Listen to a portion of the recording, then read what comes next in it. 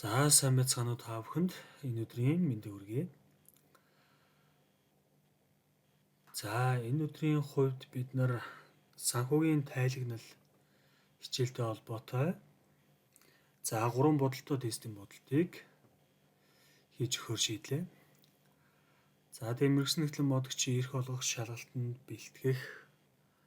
Тэр шалгалтын нэг болох санхүүгийн тайлагнал хичээлийн гурван бодолтой тестийг бодно. Эдгээр гурван бодлого 51, 52, 53 гэж. Эдгээр гурван тестийг хаанаас авсан бэ гэж. Их сурвалжийн бичсэн байна, тийм ээ. Монголын мэргэжлийн нэгтлэн модогчдын институтын 2020 оны тестийн номноос авсан байна. Тэр дундаа санхүүгийн тайлагнал нэг хичээлийн 2020 оны 6 дугаар сарын тест 51, 52, 53-ыг авсан шүү гэж тэр номноос авсан. Тэгээд хэдүүлээ энэ гурван бодолтой тестийн бодолтыг өгш нь тайлбарлаж өгөөд явъя гэж. Тэгэхээр мэргэжлийн нэгтлэн модогчийн шалгалтанд бэлтгэхдээ тухайн нөгөө хичээлийн санхүүгийн тайлагналын хичээлийн агуулгаа сайн мэддэг байх ёстой. Тухайн агуулгын хүрээнд стандартуудыг дэлгэрүүлж сайн унших ёстой байдаг. Дээрээс нь нөгөө ямар ч шалгалтанд тухайн асууж байгаа энгийн сонголтод тест, бодолтой тест хоёр дээр ямар сэдвийн тест, ямар сэдвийн бодолтой тест ирсэн бэ гэдгийг шууд хараад таньдаг байх ёстой. Тэр таньдаг байхын тулд мэдээж илүү их бэлтгэл чухал. Тухайн сэдвээ дэлгэрүүлж уншихаас гадна тухайн сэдвийн хүрээнд маш олон тест, маш олон кейс, дасгал, бодлогуудыг гүйцэтгэж байж шалгалтанд орохдоо тухайн тест бодлогыг таних чадвартай болно гэсэн үг. Тэгээ бид нар бодолтой тест 51-ийг харуул мөнгөн гүйлгээний тайлантай холбоотой бодлого байна гэж шууд харах боломжтой байна, тийм ээ. Тэгэхээр мөнгөн гүйлгээний тайлан дээр бид нар нэгтлэн бод хүртгэлээ олон улсын стандарт 7 гэдэг мөнгөн гүйлгээний тайлан нэртэй стандартыг удирдамж олгож барьж явах хэрэгтэй байдаг. Тэгэхээр тухайн стандартыг дэлгэрүүлж сайн уншаарай гэж тест 51 дээр. Дээрээс нь бид нар ямар сэдв гэдгийг мэдчихлээ. Тэгэхээр энэ Inbox 7 гэдэг стандарт дээр мөнгөн гүйлгээний тайлан бэлтгэх шууд болон шууд бус аргын талаар бол үздэг.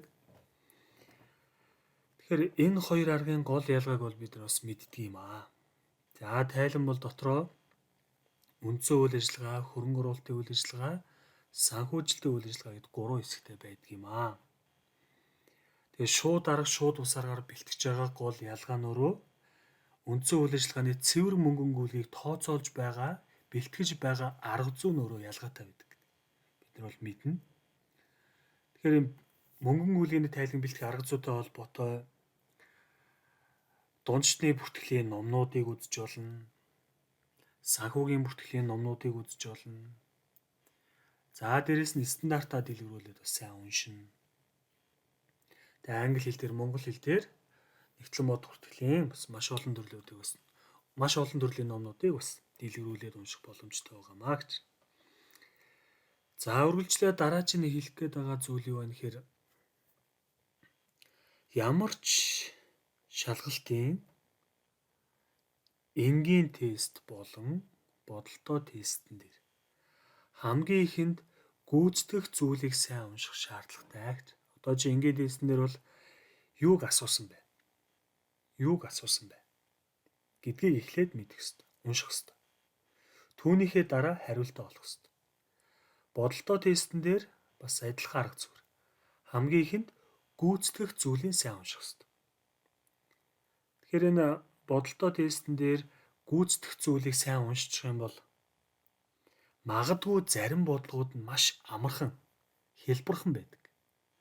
Магадгүй нэг үйлдэлээр гараад ирдэг. Магадгүй үр дүн нь бодлогынхоо өгөгдөлтөнд явж идэг ч юм. Зарим бодлого нь дунд түвшний бодлогууд нэг 2-3 үйлдэлтэй. За арай гүнзгий түвшний бодолд нэг 5-6 үйлдэлтэй ч юм уу байдаг. Гэхдээ янз бүр л байгаа. Хөнгөн дунд агсан түвшний. Тэгэхээр бодлогуудыг бодохдоо гүйцэтгэх зүйлийг хамгийн ихэнд сайн уншаад тэгээд түүнийхээ дагуу тооцоолуудаа хийгээд зөв хариугаа гаргах шаардлагатай шүү гэж. За тэгж явбал яг нөгөө бидний үр дүнгууд бол гараад ирнэ. Хөнгөн бодлогоч байх боломжтой. Бидний нөгөө үйлдэлийг ч гэсэн хэлбэрхэн болгоно гэсэн үг байхгүй. За хэдүүлээ одоо бодлого руугаа оръё. За бодлого 51. Тэгэхээр ямар сэдвийн бодлого байна гэдгийг мэдсэн байна. Мөнгөн гүйлгээний тайлантай холбоотой. Тайлан. Тэгэхээр энэ тайлан маань дотроо 3 бүрэлдэхүүн хэсэг бол байдгийм аа гэдэг бүгдээ мэдэн шүү дээ, тэ? Үндсэн үйл ажиллагаа, хөрөнгө оруулалтын үйл ажиллагаа, санхүүжилтийн үйл ажиллагаа. Тэгэхээр яг энэ сэдвийн тестийг ажиллахын тулд, за энэ сэдвийн бодлогыг бодохын тулд бид нар яг тухайн үндсэн үйл ажиллагаа, хөрөнгө оруулалтын үйл ажиллагаа, санхүүжилтийн үйл ажиллагаанд багтдаг зүйлсийг бол сайн мэддэг байх хэрэгтэй. Сайн мэддэг байх хэрэгтэй. За юу багтдаг вэ гэж. Тэгэхээр үндсэн үйл ажиллагааны хэсэг дээр орлогын тайлангийн зүйлстэй холбоотой орлого, зардал, олз, гарц. Тэр олзыг багтаасан орлогууд, гарцыг багтаасан зардлууд үндсэн үйл ажиллагаа гэсэн ангилалд орно гэж. За дээрэс нь эргэлтийн хөрөнгөтэй холбоотой өөрчлөлт. Эргэлтийн хөрөнгөтэй холбоотой өөрчлөлт. За жишээлх юм бол эргэлтийн хөрөнгө дотор байгаа авлага гэдэг данс, орлогын тайлангийн зүйлс төр байгаа орлого гэдэг данс хоорондоо уялдаа холбоотой бид нар мэднэ. За дараа нь эргэлтийн өртөлбөр буюу богино хугацаад өртөлбөр гэж. Тэгэхээр богино хугацаад өртөлбөр, эргэлтийн хөрөнгөтэй холбоотой өөрчлөлтүүд, дээрэс нь орлогын тайлангийн зүйлстэй хамааралтай. Тэгэхээр энэ эргэлтийн хөрөнгө, эргэлтийн өртөлбөртэй холбоотой өөрчлөлтүүд нь өөрөө орлогын тайлангийн зүйлстэй хамааралтай байдаг шүү гэж. Тэр утгаараа энэ гурвыг компани үндсэн үйл ажиллагаанд хамааруулж авч үздэг юм аа. Үндсэн үйл ажиллагаа. За хөрөнгө оруулалтын үйл ажиллагаанд юу гэдэг вэ гэхээр эргэлтийн бус хөрөнгөтэй холбоотой өөрчлөлтүүдийг хөрөнгө оруулалтын үйл ажиллагаанд бол хамааруулж авч үзнэ гэдээ бас ойлгочих болно. За санхүүжилтийн үйл ажиллагаанд юу вэ гэхээр урт хугацаад өртөлбөр ба эзэдийн өмчтэй холбоотой өөрчлөлтүүдийг тайлгнадаг юм аа гэсэн үг. Тэгэхээр яг энэ сэдвийн тест бодлогуудыг бодохдоо бид нар яг энэ 3 ангилалд байх ёстой зүйлсийг мэддэг байх ёстой. За үргэлжлээд. За бидний бодолтой тест 51-ийн гүйцэтгэх зүйлийг унших юм бол шууд бус аргаар үндсэн үйл ажиллагааны цэвэр мөнгөн гүйлгийг тооцоо гэж. За энэ асууж байгаа зүйлийг харуул цэвэр мөнгөн гүйлгээ гэж ойлгох гэдэг. Одоо шууд бус аргаар үндсэн үйл ажиллагааны мөнгөн гүйлгээний мөнгөн гүйлгийг тооцох. За миний хувьд ойлгохдоо бол цэвэр мөнгөн гүйлгийг тооцоолоо гэж ойлгоод байгаа байхгүй. Тэгэхээр шууд бус аргаар хэрхэн тооцоол хийдэг гэдгийг бид нар Эхлэн мод хүртэллийн бүх номнууд дээр баг байгаа. Тэгэхээр шууд бус арга дээр цэвэр ашигаас эхэлж тооцоолоо хийдэг тийм ээ. За цэвэр ашиг нь 2 сая. За дээрэс нь тэгэхээр энэ шууд бус аргаар тооцоолохын тэр дундаа үндсэн үйл ажиллагааны хэсэг. Тэгэхээр үндсэн үйл ажиллагааны хэсгийн цэвэр мөнгөн гүйлгийг тооцоолж байгаа юм чинь эдгээр 3 зүйлстэй хамааралтай зүйлсийг оруулна гэж ойлгох нь шүү дээ. Тэр утгаараа орлогын тайлангийн зүйлс цэвэр ашиг оруулсан байна. За ер нь бол нөгөө орлогын тайлангийн зүйлстэй холбоотой, эргэлтийн хөрөнгөтэй холбоотой, богино хугацаад өртөлбөртэй холбоотой өөрчлөлтүүдийг нөгөө аккурат суурьаар бэлтгэгдсэн байгаа зүйлсийг л мөнгөн суурь руу гаргаж ирж яг цэвэр дүнгээрээ үндсэн үйл ажиллагаад ямар өөрчлөлт орсон бэ гэдэг зүйлийг л тооцох гээд байгаа гэсэн үг. Тэгэхээр энэ шууд бус арга дээр эргэлтийн хөрөнгөтэй холбоотой нэмэгдсэн өөрчлөлтийг цэвэр ашигаас хасаж өгдөг. Эргэлтийн хөрөнгөтэй холбоотой буурсан өөрчлөлтийг цэвэр ашиг дээр нэмж өгдөг. За дээрэс нь богино хугацаад өртөлбөртэй холбоотой нэмэгдсэн өөрчлөлтийг цэвэр ашиг дээр нэмж өгдөг. богино хугацаа дүртэлбэртэй холбоотой буурсан өөрчлөлтийг цэвэр ашигаас хасаж өгдөг. За дээрэс нь мөнгөн бус зардлууд. Мөнгөн бус зардлуудыг нэмж өгдөг.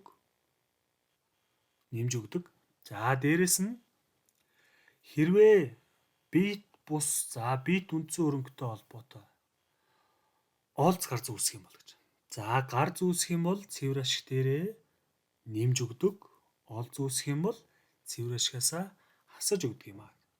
За бид нар цэвэр ашигыг тооцоолоод олзоо нэмдэг. Тэгэхээр нөгөө эсэргээрээ нөгөө аккуратсураар гарч ирсэн цэвэр ашиг дээрээ бид нар олзоо хасаад өгчих юм бол ер нь бол мөнгөн сураар бэлтгэж байгаа үндсэн үйл ажиллагааны цэвэр мөнгөн гүйлгээ бол бий болно гэж ойлгож болно гэж. Тэгэхээр олзыг хасна, гарзыг нэмнэ. Тэр мөнгөн бус зардлуудаа нэмж өгдөг гэсэн. За яг энэ аргачлалаар бид нар үндсэн үйл ажиллагааны цэвэр мөнгөн гүйлгийг тооцоолно. За цэвэр ашиг 2 сая гэж тавьсан байгаа. Тэгэхээр өмнө нь хэлсэнчлэн эргэлтийн хөрөнгийн нэмэгдсэн өөрчлөлтийг цэвэр ашигаас хасаж өгнө гэсэн байна. За бараа материалын бууралт гэдэг нь эргэлтийн хөрөнгийн бууралт байна. Буурж байгаа өөрчлөлтийг цэвэр ашиг дээр нэмж өгнө гэж хэлсэн байгаа. За дээрээс нь богино хугацаа дүртэлбэрийн бууралтыг хасаж өгнө гэж. За илэгдлийн зардал бол мөнгөн бус зардал. Мөнгөн бус зардлаа цэвэр ашиг дээрээ нэмж өгнө гэсэн байна. Дараа нь бит бус хөрөнгө борлуулсны олзыг хасаж өгнө гэсэн байна тийм. 350 600. За үндсэн хөрөнгө хасалтын гарцыг нэмж өгнө гэсэн байна цэвэр ашиг дээрээ. За яг энэ үр дүнгээр шууд бус аргаар мөнгөн гүйлгээний тайланг бэлтгэх арга зүйгээр бид нар үндсэн үйл ажиллагааны цэвэр мөнгөн гүйлгийг тооцоолоход нэмэх тэмдэгтээ сая 473 мянга гарсан. Тэгэхээр үндсэн үйл ажиллагааны үр дүнгээр мөнгө цэвэр дүнгээр сая 473 мянгаар нэмэгдсэн байна гэдэг үр дүнг бол бид нар харах боломжтой байна. За бодолтоо дэс 51 бол дууслаа. Эцсийн хариу бол сая 473 мянга. За үргэлжлээ бодолтоо тест 2 руу очие. Биш ээ 52 руу очие тийм ээ. 52. За 52 дээр харуул. За өвдлүүдийг харах юм бол нэг бит үндсэн хөрөнгө бол худалдаад авцсан байна. За тухайн бит үндсэн хөрөнгийн ашиглалтын хугацаа нөгөө үр ашигт хугацаа шүү дээ тийм ээ. 5 жилийн хугацаанд өрөөгөөж өгнө гэж хүлээгдэж байгаа. За дээрэс нь хөрөнгийг ашиглаж байгаа учраас бид нар зардлаа хүлээн зөвшөөрөх ёстой байдаг. Тэр утгаараа тоног төхөөрөмжийг ашиглаад бид нар үр өгөөж хүртэж байгаа. Тухайн үр өгөөж нь орлого нэмэгдэх байдлаар, орлого нь цэвэр ашиг нэмэгдэх байдлаар илэрдэг юм аа гэд бид нар бол мэддэг. Тэгэхээр орлого олж байгаа юм бол түүнтэй уялдаж зардал болно. Тэгэхээр тоног төхөөрөмжийг ашиглахад зардал бий болох ёстой. Тэр зардал нь илэгдлийн зардал юм аа. Тэгээ илэгдэл тооцоолох шулуун шугамын аргыг ашигладаг юм аа гэж. За дээрэс нь нөгөө 18 оны жилийн эцсээр тухайн тоног төхөөрөмжийг ижил төстэй гэж байна те 80 саяар худалдаа авах боломжтой юм аа. За үүнийг бид нар бодит үнцэн гэж ерөнхийдөө ойлгож байна. За дээрэс нь нөгөө 18 оны 1 сарын 1-нд аваад 1 жил ашиглаад 18 оны 12 сарын 31-ний өдрөөр дараагийн 4 жил бүр 30 саяын цэвэр мөнгө урсгал бий болох юм байна гэдэг мэдээлэл бас өгсөн байгаа юм байна. Тэр асууж байгаа зүйлийг харуул 18 оны 12 сарын 31-ний өртгийг тооцоо. Өртгийг тооцоо гэж. Тэгэхээр энэ гүйцэтгэх зүйлийг харах юм бол юу гэж харах вэ гэхээр яг 18 оны жилийн эцсийн тайлан дээр санхүүгийн байдлын тайлан дээр толилуулах дүнг асууж ийн гэж ойлгож байна. Асууж. За тэгэхээр өгөгдсөн байгаа мэдээллүүдийг харах юм бол үндсэн хөрөнгөтэй холбоотой. Инвойс 16. Үндсэн хөрөнгө гэдэг стандарт. Дээрээс нь бодит үнцэнтэй холбоотой, ашиглалтын үнцэнтэй холбогдож мэдээлэлүүд өгсөн байгаа учраас инвойс 36 буюу хөрөнгийн үнцний бууралт нэртэй стандартыг дэлгэрүүлээд сайн уншаарай гэж хэлэх гэдэг. Тэгэхээр бодолтой дэс 52 бол энэ Imbobus 16, Imbobus 36 гэдэг хоёр стандартын хүрээнд бэлтгэсэн бодолтой дэст байгаа юм байна гэж ойлгох нь шүү дээ. Тэгэхээр энэ хоёр стандартын хүрээнд тооцоолоо хий. За тэгэхээр шулуун шугамын арга үлдээ хүртэх байхгүй байна. Тэгэхээр 100 саяыг 5 жил хуваарлаа, жилийн 20 сая. За 5-ны 1 нь нийлэгдээд 5-ны 4 нь үлдчихэж байгаа тийм ээ. Тэгэхээр 18 оны 12 сарын 31 дээр дансны 80 сая болцсон байна. 80 сая болцсон байна. Тэгэхээр Imbobus 36-гийн хүрээнд бид нар тухайн хөрөнгийн үнцний бууралтын тестийг бол хийх ёстой юм аа гэдэг. Үнцний бууралтын тест. Тэгэхээр хөрөнгийн үнцний бууралт гэдэг нь өөрөө хөрөнгийн нөхөгдөх дүнгээс давсан дансны үнийг бол хэлдэг. Тэгэхээр яг дансны үнэ тооцоолсон байгаа. Дээрээс нь тайланглын эцсийн өдөр бид нар нөхөгдөх дүнгээ тооцоолно. Тухайн нөхөгдөх дүн чинь дансны үнээс бага гарчих юм бол одоо 80 саяас доошоо гарчих юм бол бид нар хөрөнгө үнцнийг алдсан байна. Өөрөөр хэлэх юм бол хөрөнгийн үнцний бууралтын гарцаа хүлээн зөвшөөрч бүртгэнэ гэсэн үг. За эсвэргээрээ нөхөгдөх дүн чинь магадгүй 85 сая гарсан бол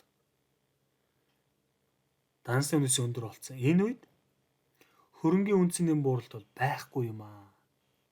Тэгэхээр санхүүгийн байдлын тайлан дээр төлөвлөх дүн чинь дансны үн үе 80 саяараа байна гэж яг стандартын шалгуурын дагуу бид нар бол тэгж хариултыг өгөх ёстой. Тэгэхээр яг санхүүгийн байдлын тайлан дээр байх ёстой дүн тооцоолохын тулд бид нар нөхөгдөх дүнгийг тооцоолж байгаа. Тэгэхээр нөхөгдөх дүн тооцоолохдоо борлуулалтын зарлыг хассан бодит үнцнийг тооцоолоод дээрээс нь ашиглалтын үнцнийг бас тооцоолдог. Энэ хоёрын аль өндрөөр бид нар нөхөгдөх дүнгээ тооцоолдог юм аа гэж. Тэгэхээр бидний өгөгдлийг харах юм бол борлуулалтын зарлыг хассан бодит үнц нь 80 сая байгаа юм байна. За ашиглалтын үнцнийг тооцъё.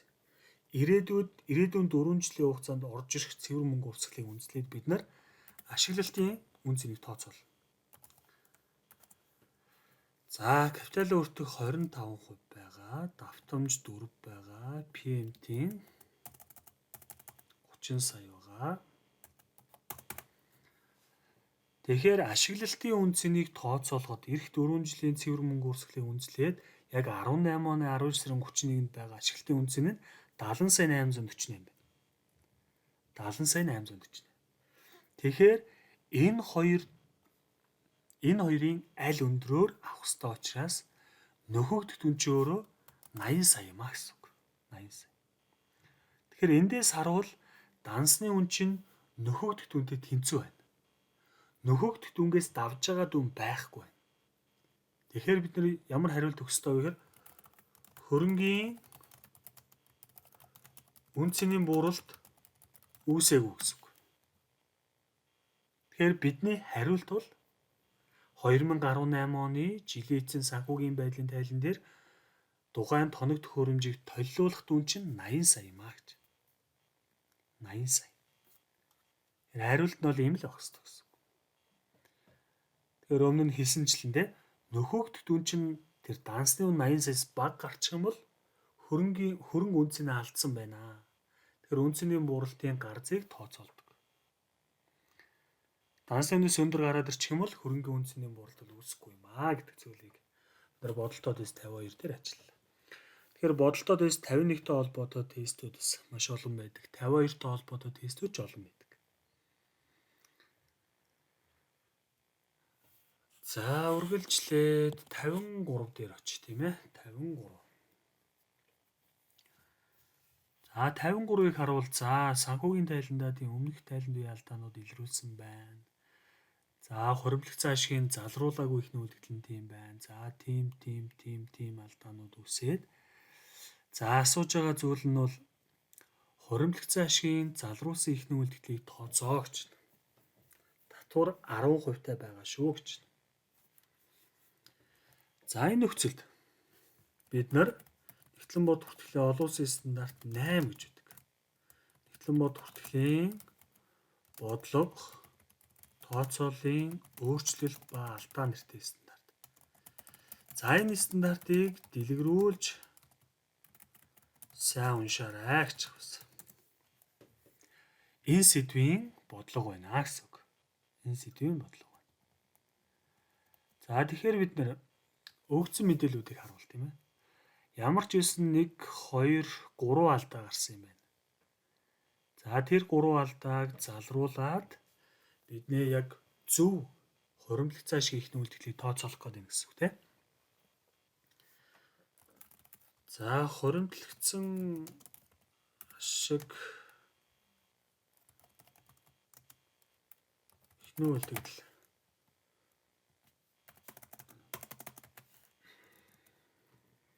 За алдааг нь харъя тийм. Өмнөх тайлан хугацааны элэгдлийн зардлыг сая 500 мянгаар дутуу хүртгэсэн гэнэ. Тэгэхээр зардал дутуу байна гэдэг чинь ашигыг өндөр илэрхийлсэн байна. Өндөр илэрхийлсэн байна. Тэгэхээр энэ зардлаа бүртгээд ашиг нь буурах хэрэгтэй гэсэн үг тийм. Ашиг нь буурах хэрэгтэй. Тэгэхээр элэгдлийн зардал дутуу гэдэг алдаанаас үүдэлтэй хуримтлагдсан ашигыг залруулах дүн нь сая 500 мянган 90% гэсэн үг тийм. 90%. 10% татвар тооцоол гэж байгаа шүү дээ. За дээрэс нь урьдчилж төлсөн 200 мянган төгрөгийг тайлан хугацааны зардлаар хүлээн зөвшөөрч бүртгэсэн гэж. Хөрөнгө байх ёстой зүйлийг зардлага хүлээн зөвшөөрсөн. Тэгээд зардлаар хүлээн зөвшөөрнө гэдэг бол ашиг буурсан байна. Тэгэхээр энэ зардлыг хөрөнгө гэж зөв болох ёстой учраас бид нар ашигыг нэмэгдүүлэх ёстой. Тэгэхээр урьдчилж төлсөн зардлыг зардлаар бүртгэсэн алдаа үүссэн. Зардлаар бүртгэснээс болоод ашиг буурсан байгаа. Тэгэхээр бид нар буцаагаад ашигаа нэмэгдүүлэх ёстой юм аа гэсэн үг байхгүй. За нэмэгдүүлэн дээ. 200 мянган 92 тооцлоо. 180 мянга. За дээрэс нь 12 сарын 31-ээр 300 мянган төгрөг хуримтлагдсан үгийн зардал. За хуримтлагдсан гэдэг бол төлөгдөөгүй байгаа гэсэн үг шүү дээ, тийм. Төлөгдөөгүй байгаа. Тэр хүүгийн зардлаа бүртгээгүй байна гэдэг чинь ашиг өндөр илэрхийлэгдсэн байна. Зардал бүртгээгүй юм ч тийм. Тэгэхээр ашигыг бууруулах ёстой. За ийм алдаа үүссэн байгаа. Тэгэхээр ашигыг бууруулна.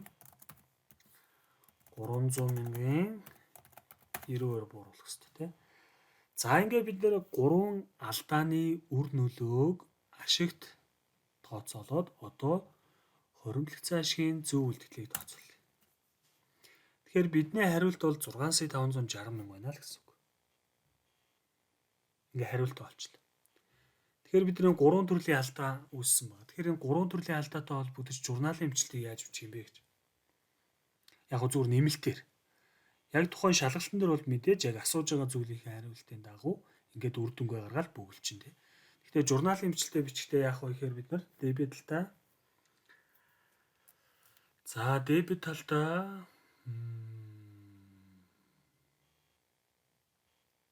урьдчилж төлсөн зардал уу.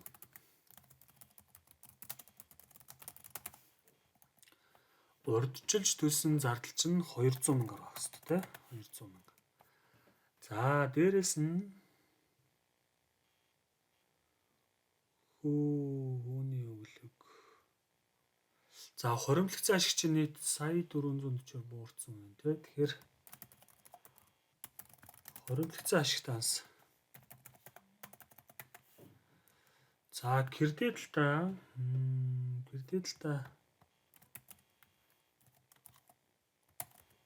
хуримтлагдсан илэгдэл тоног төхөөрөмж сая 500 мянга. За дээрэс нь хуримтлагдсан хүү бүртгээгүй байна гэдэг чинь хүүгийн өглөг 300 мянга.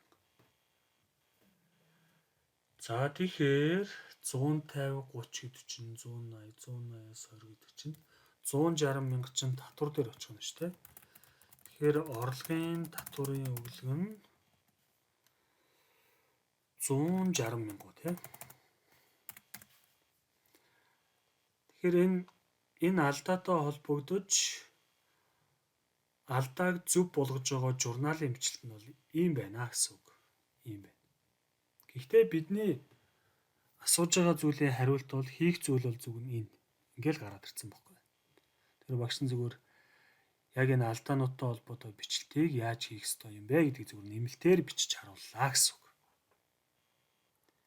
За ингээ өнөөдрийн хувьд бид нар мэргэжлийн нэгтлэн бодгочдын институтын 2020 оны тестийн санхүүгийн тайлагнал 1 хичээлийн 6 дугаар сарын материалаас бодолтой тест 51, 52, 53-ыг ажиллаа. Тэгэхээр одоо өөрсдөө бие даагаад тухайн стандартуудаа дэлгэрүүл сайн уншаарай гэж. За ингээ та бүхэнд амжилт хүсье. Анхаарал хандуулсан та бүхэндээ маш их баярлалаа.